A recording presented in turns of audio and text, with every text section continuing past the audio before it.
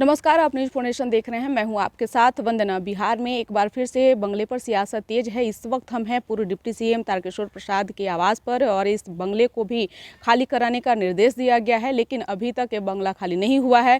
आनन फानन में विभाग के द्वारा इन नेताओं को नोटिस भेजा गया। नोटिस ही नहीं बल्कि 30,000 जुर्माना भी लगाया गया है। इसके बंगला नहीं खाली किए हैं। नियम पूर्वक इन लोगों को जो है इन पूर्व मंत्रियों को जो है बंगला आवंटित कर दिया गया है। इसके बावजूद भी पुराने बंगले का जो मोह है वो नहीं छूट रहा है। यही कारण है कि ये लोग अभी तक बंगला खाली नहीं किए हैं। आपको बताते चलें कि बिहार में कई मंत्रियों को नोटिस जो है विभाग के द्वारा दिया गया है, जिसमें जीवेश कुमार हैं, रेणु देवी हैं, तारकिशोर प्रसाद हैं, मुकेश सहनी हैं, आलोक रंजन हैं। यानी कि कई मंत्रियों को जो है नोटिस भेजने के बावजूद मकान नहीं खाली किया है। इसके बाद अब विभाग जो है वो कड़ा एक्शन लेने पर जो है वो मजबूर हुआ, क्योंकि यह नियम जब बिहार में बीजेपी की सरकार थी उस दौरान ही यह नियम लागू हुआ था। यह किसी और का नहीं कहना है, बल्कि बिहार सरकार में भवन निर्माण मंत्री अशोक चौधरी ने कहा कि जो आरोप लगा रहे हैं बीजेपी के नेता कि जबरन हमें घर से निकाला जा रहा है, घर से हटाया जा रहा है, तो ऐसी बातें नहीं हैं।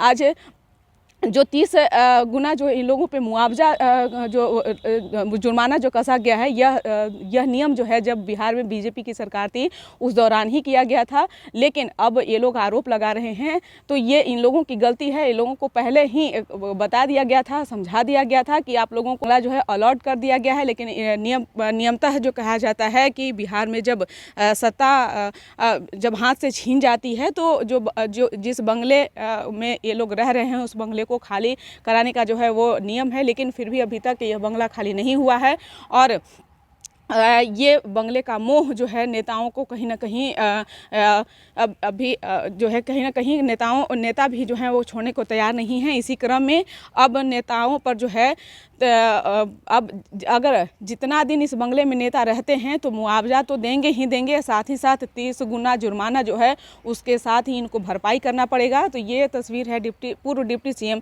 तारकिशोर प्रसाद के बंगला का। अभी तक यह बंगला खाली नहीं हुआ है। इन लोगों को बंगला अलॉट कर दिया गया है, लेकिन फिर भी बंगला खाली करने को तैयार नहीं है। यहाँ जब हमने बात करने की कोशिश भी किए हैं तो तारकिशोर प्रसाद नहीं हैं, लेकिन जो जो विभाग के द्वारा जो लेटर भेजा गया है, अब देखने वाली बात होगी कि जो बंगले पर सियासत हो रही है बिहार में, यह कहां तक होती है और साथ ही साथ कब तक यह बंगला जो है वह खाली होता है। क्योंकि अब नियम पूर्वक जो है यह बंगला जो है डिप्टी सीएम तेजस्वी यादव का हो गया, लेकिन अभी भी तारकिशोर प्रसाद यहाँ पर हैं। जब तक यह खाली नहीं करते हैं तब तक यहाँ तेजस्वी यादव कैसे आएंगे। इस पर बस इतना ही। बने रहिए न्यूज़ फाउंडेशन के साथ। तब तक हमारे चैनल को सब्सक्राइब नहीं किए हैं तो कर लीजिए। धन्यवाद।